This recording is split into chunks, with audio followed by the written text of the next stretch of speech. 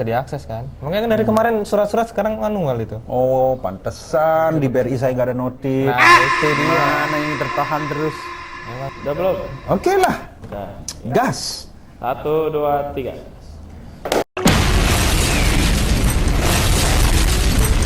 Assalamualaikum warahmatullahi wabarakatuh. Jumpa lagi bersama kami Di Asimetri Channel, channel yang membahas apapun itu dari apa-apa mana-mana. saja. Apa-apa saja lah pokoknya kita bahas semuanya di sini. Dan sebenarnya kita ingin interaksi dengan pemirsa. Iya betul. Ya. Makanya kami sangat mengharapkan sekali teman-teman komen-komen di bawah ya. Ya. Nanti kalau ada masukan apa yang mau dibahas, nah nanti kami kita- akan nanti angkat. kita bahas lah pokoknya. Persoalan itu bisa selesai dan enggak, pokoknya kita bahas. Mau kita ngomongin lah di sini ya. Hari ini kita bahas ini, Mas. Yang sedang viral. Oh iya dong. Lagi ramai sekali Iya. nih, ya, terutama Sekarang giliran saya yang bertanya-tanya. silakan. Nggak, tapi di sini Bud. Oke. Netizen ini di kasus yang ini tuh sangat menyerang sekali ke pemerintah. Khususnya yang diserang itu Kominfo dan kedua BSSN. Karena dianggap nggak kerja Iya, katanya. iya. Oh gitu. Gimana itu? Saya kira bekerja kok. Masuk ke kantor kan? Oh iya. Iya dong. Masuk kantor absen Kan itu ya. yang bisa dilihat. Betul sekali. Iya kan? Iya dong. Oke, sekarang kita akan membahas tentang PDN. PDN Pusat Data, Nasional. yang kena hack. Nah. Dan kemarin kepala BSSN sudah mengakui kalau ternyata servernya kena hack ransomware. Sebelum itu, sebelum itu saya ingin bahas ini dulu nih. Ya gimana tuh? Tanggal 20, tanggal 20 berarti 20 Juni. 20 Juni. Minggu lalu hari Jumat. Ya, oke. Pada hari Jumat itu imigrasi down. Down servernya. Imigrasi servernya down, terus kemudian akhirnya di Twitter itu kan saya lihat kita lihat banyak sekali ya, bahkan Betul, jadi trading gitu. ramai sekali. Trending bukan trading. Terus kemudian orang-orang yang pergi ke luar negeri akhirnya manual tuh, iya manual. Karena sistemnya Nah, down dia. sebenarnya begini, kalau orang-orang yang keluar negeri itu mungkin bagi pandangan saya masih oke, masih relatif aman. Pertanyaannya, gimana orang yang masuk? Nah, itu akhirnya kemarin dibahas gimana soal pencekalan. Akhirnya waktu itu saya lihat beritanya, imigrasi bilang bahwa akhirnya semua prosesnya dilakukan secara manual. Nah. Dan mereka katanya punya semacam server cadangan buat itu. Cuman kan memang karena prosesnya jadinya manual, dia ngeceknya satu-satu paspornya. Dia kan tetap harus ngeklik ini. Nah, itu jadinya antriannya panjang. Oh, oke. Tapi kalau secara keamanan sih imigrasi bilang aman ya, meskipun kita nggak tahu gimana di dalamnya. Tapi kan tetap akan ada celah kan. Kalau misalnya begini, ini saya penikmat film lah ya. Oh, yes. Jadi itu kan range waktunya kan sekian jam itu. Betul.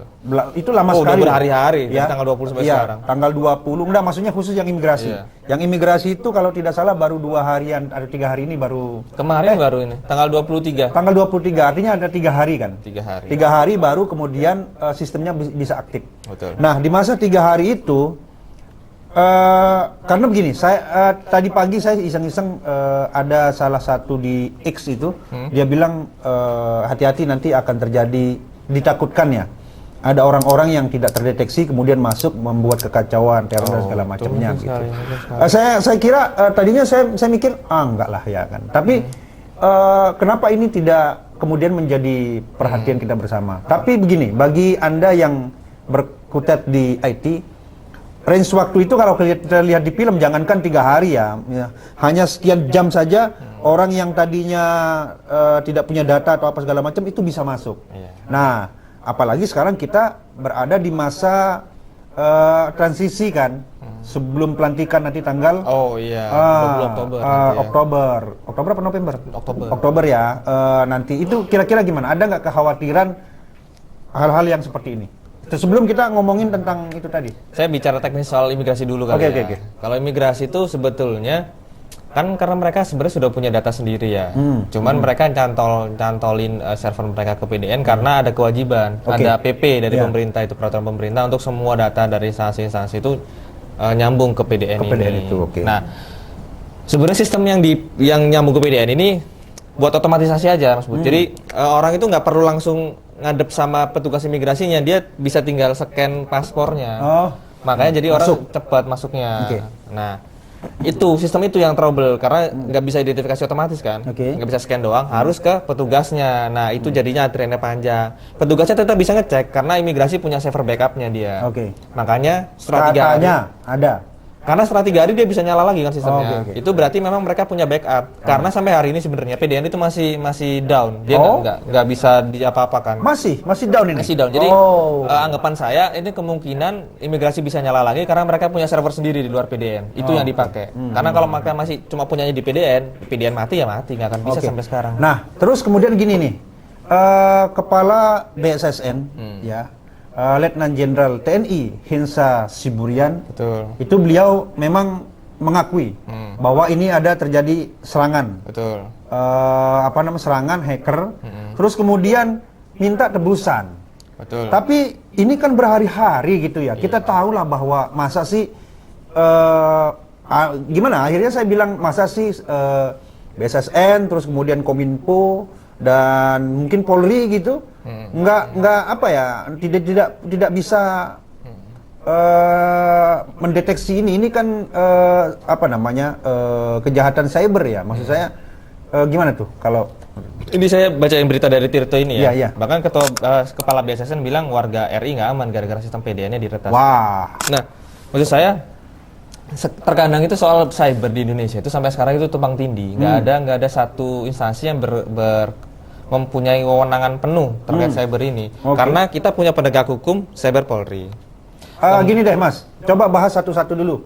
Mungkin mulai dari mana kalau kita mau memahami bahwa sistem keamanan atau sistem cyber ini kita mulai dari mana nih? Baru kemudian runtutannya. Kayak misalnya KTP kita, NPWP,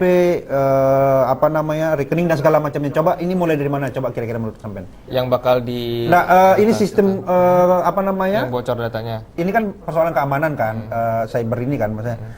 Itu kan di situ ada sidik jari kita dan yang lain-lain. Itu kan berarti kan berhubungan dengan Kemendagri mungkin ya, karena KTP. Nah, ini kan ada PDN, Pusat Data Nasional. Nah, Mas Indra tadi bilang sebenarnya ada tumpang tindih, ada banyak yang ngelola ini. Nah. Coba deh kasih tahu kita mana saja kementerian yang mengelola ini dan sebenarnya harusnya dia ngapain nih ketika terjadi hal seperti ini.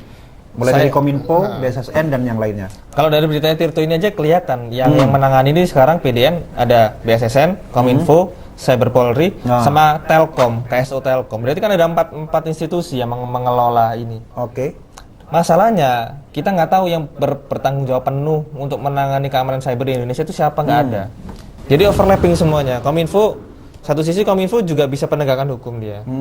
Cyber Polri juga penegakan hukum tapi untuk hal-hal kriminal. Terus BSSN, nah anehnya BSSN itu dia malah nggak punya kewenangan penegakan hukum tapi lebih kepada analisis ancaman. Padahal dia badan Cyber dan Sandi nasional. Badan cyber kan. Kalau lihat dari namanya mestinya dia yang berwenang. Harusnya. Misalnya ada serangan atau ada apa, mestinya orang-orang di sini nih. Harusnya seperti itu. Jadi akhirnya sekarang biasanya cuma bisa analisis terus menggali forensiknya karena yang jadi ujung tombaknya Cyber Polri sama Kominfo.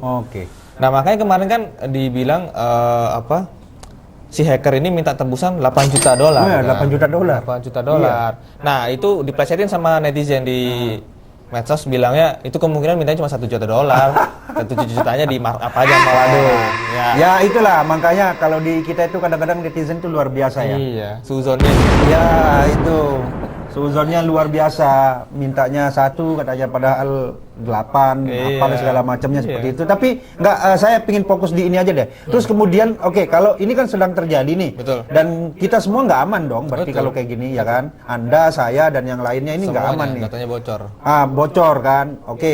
Terus kemudian apa yang harus segera dilakukan nih dari segi orang yang berkutat dengan IT? Kalau sekarang karena dia ransomware ini beda sama virus biasa Mas Bud. Kalau virus biasa, virus apa itu? Paling kan kalau misalnya datanya kena virus rusak biasanya kan gitu, korup aja, tinggal di backup. Ransomware nggak bisa karena semuanya dikunci sama dia. Jadi sampai punya komputernya dikunci, nggak bisa diapa-apain. Mau nge-backup nggak bisa, mau diapa-apain nggak bisa. Jadi salah satunya di reset. Cuman kalau server di reset hilang semua datanya. Berarti kemungkinan data kita ini sekarang sedang dikunci Dikunci sama hackernya. Oh, sama hackernya. Kalau kamu mau bayar, ini saya buka. Iya, betul. Tapi begini, ada kemungkinan nggak ketika masa dikunci ini sebenarnya dia udah ngambil data kita dan sudah dijadikan apalah itu? Sudah, makanya ini di X ini ada yang nge-share kalau data kita itu udah diperjualbelikan di dark web katanya. Jadi data punya BAIS TNI itu, bagian intelijen pertahanan punya TNI udah bocor tuh data BAIS TNI. Terus kemudian Inavis ini sebenarnya data yang cukup sensitif ya karena itu kan dia mencakup tentang DNA ya untuk kalau Polri pemeriksaan jenazah dan lain-lain untuk pemeriksaan forensik kan pakai Inavis. Itu ada data sidik jari, ada data gigi, ada data retina segala macam. Itu identitas tubuh kita semua lah ada di Inavis. Ada di situ semua. Iya, ada di situ semua. Itu kalau bocor udah bocor malah udah bocor terus di tangan orang yang salah kan berbahaya. Terakhir nih, saya ingin nanya. Banyak orang sebenarnya yang bilang begini, nggak apa-apa lah, KTP saya bocor, data saya bocor, apa segala macam, karena ya saya apalah gitu ya. Tapi kan saya pernah kejadian begini, saya pernah data saya itu digunakan untuk pinjol dan yang lainnya gitu. Itu kan juga ya mungkin banyak juga mungkin teman-teman yang pernah mengalami itu wajahnya dirubah sedikit, tapi untung setelah itu setelah dicocokkan akhirnya bukan saya gitu. Nah ini sekarang sudah bocor begitu kan, kira-kira begini kan. Kira-kira apakah jadi ketakutan terbesar kita apa yang akan terjadi ketika ini memang sudah ada di sana gitu? Sebenarnya sih kalau di Indonesia ya untungnya untungnya ya dari masih ada untung ini ya, udah bocor masih ada untung pula. Ya. Paling mentok-mentoknya di Indonesia tuh kalau data bocor buat pinjol memang untuk sekarang itu. Karena di Indonesia, kalau di luar negeri kemungkinan data kalau bocor bisa kemana-mana kan, apalagi data DNA kayak Inavis ini kan semua hal terkait biologi manusia mereka bisa pakai buat penelitian segala macam. Cuman kalau di Indonesia memang mentok-mentoknya jadi buat pinjol aja paling. Tapi kan tapi kan yang bocor ini bukan hanya warga biasa aja loh. Kalau misalnya ada juga pejabatnya atau apa segala macamnya gimana? Makanya di Indonesia itu untungnya biasanya kalau bocor ya buat pinjol biasanya. Cuman kalau di luar negeri kalau data sensitif punya pejabat yang bocor, ya kan nanti bisa ketahuan misalnya presiden ternyata dia lagi punya penyakit ini gitu misalnya. Lah iya berarti itu ketakutan juga toh sekarang karena data ini kan bukan hanya data orang-orang biasa, tapi data ini juga data orang-orang yang pejabat, penting juga kan. Betul. Dan kalau kita mau misalnya berpikir yang agak jauh lah misalnya kita ngebayangin ya kayak filmnya siapa namanya Mission Impossible itu dia bisa niru muka orang, ini kan data DNA-nya udah dapet ini. Dia tinggal tempel sidik jari punya presiden misalnya, terus dia mau ngebobol istana presiden misalnya bisa aja. Wah luar biasa, ternyata memang bocor ini ya, bocor bener gitu ya, bocor dan bocor. Jadi ya harus ditambal gimana caranya ini ya. Saya mohonlah ini supaya segera diselesaikan. Betul. Ayolah, saya yakin hacker yang baik juga banyak ya. Hacker Indonesia ini juga hebat-hebat, luar biasa dan baik-baik, saleh-saleh orangnya, saleh-solehah gitu. Ayolah, ini dibantu pemerintah gimana caranya biar bisa nggak sih ngebantu gitu? Bisa nggak nyerang? Iya, itu sebenarnya kembali lagi ke pemerintah, mau nggak ngasih kesempatan buat ayolah kolaborasi ini buat kepentingan kita bersama gitu ya. Malah ini yang terbaru BSSN minta bantuan luar negeri buat sistemnya. Inilah banyak kok putra-putra terbaik kita ya. Sebenarnya yang insya Allah bisa untuk melawan ini si hacker ini jadi gitu ya. Kasih aja buat mereka lah yang ini kasih 8 juta dolar tadi. Ya maksudnya kasih aja berapa lah gitu, kasih appreciate gitu kan. Ya jangan, tapi kasih appreciate atau gaji yang luar biasa lebih dari pejabatnya dan segala macam. Tapi kayak gitu tuh saya penasaran Mas Bud, kita tahu nih kalau 8 juta dolar itu langsung diajukan ke keuangan nggak sih? Ini kan in case. Ini kan keadaan darurat. Berarti sekarang bisa lagi pengajuan ini ya, bisa ya? Enggak, maksud saya begini, dalam sebuah kasus kejadian yang sangat krusial gitu. Masa sih Anda harus bikin suratnya dulu, pengajuannya dulu. Orang datanya aja masih down. Bikin linknya dulu, kirim lewat WA apa gimana, terus kemudian saya tanda tangani. Enggak, ini harus persetujuan. Misalnya ya DPR dulu harus persetujuan pemerintah. Dong. Nah untuk hal-hal yang seperti ini saya kira enggak lah, langsung aja hajar. Iyalah. Berarti udah ada lah uangnya berarti 8 juta dolar ya? Ya insya Allah. Indonesia ini negara kaya bos. Subhanallah. Negara luar biasa. Ya tapi ya jangan langsung begitu aja dong. Ayo pasti bisa lah fight ini insya Allah ya, mudah-mudahan. Ayolah hacker-hacker yang baik atau apa. Jadi pengen belajar hacker ya. Iya sama lumayan 8 juta dolar. Oh, lagi-lagi. Udah, jangan gitulah. Ini untuk bangsa dan negara pokoknya. Ya oke, mungkin itu aja ya yang bisa kita bahas ya. Dan kita juga nggak tahu tadi sampai mana obrolan kita. Tapi yang jelas ini masalah kita bersama dan kita berdoa saja semoga ini segera selesai. Dan kita bisa menyelamatkan $8 juta tadi itu. Betul. Ayolah tempatkan orang-orang yang memang pada tempatnya begitu, agar ya bisa bagus ke depannya. Mungkin itu aja ya yang bisa kami sampaikan. Oke, Mas Indra, terima kasih ya jelasannya, ulik-ulikannya begitu. Belajar terus Mas, dan bisa terus. $8 Mas. Ya, oke, terima kasih atas perhatiannya. Kami akhiri. Ciao. Assalamualaikum warahmatullahi wabarakatuh. Seluruh penjuru kota Berapa menit? puji hebat.